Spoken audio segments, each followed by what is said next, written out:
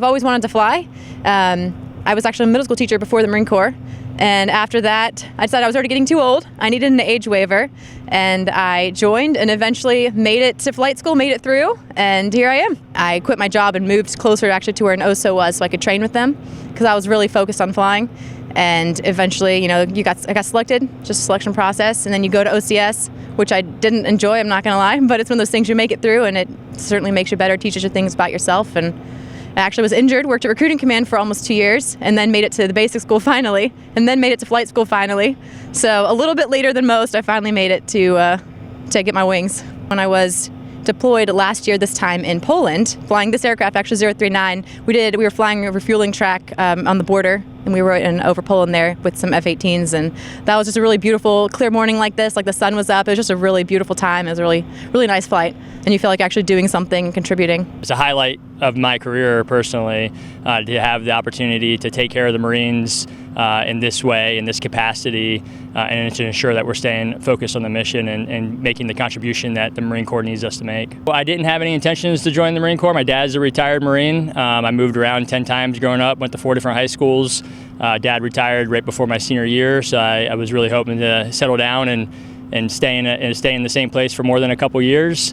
I was in college when September 11th happened, so shortly after that I called 1-800-Marines, and they got me in touch with the recruiter, told me that I could have the opportunity to fly, which I didn't even think was a possibility, and then here we are now. One of the things that's unique is that we are the only KC-130 squadron in the MEF.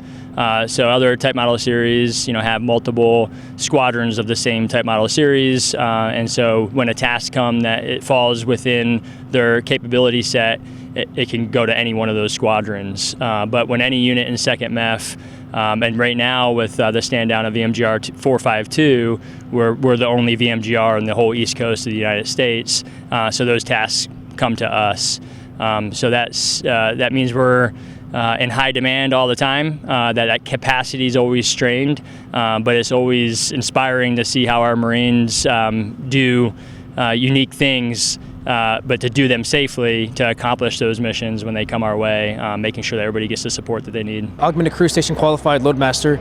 I sit up front in the cockpit behind the pilots, and I back them up with procedures, checklists, emergency procedures, and then as well, on top of that, I assist the loadmasters in the back of the aircraft when it comes to loading and offloading cargo, as well as doing area refueling missions and passenger transportation. The sense of adventure, the travel that comes along with it, the brotherhood, as well as my dad was a Marine, my uncle's a Marine, my sister's a Marine, and my brother's a Marine.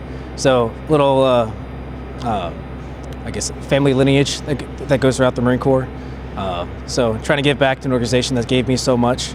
That's the reason why I joined the Marine Corps.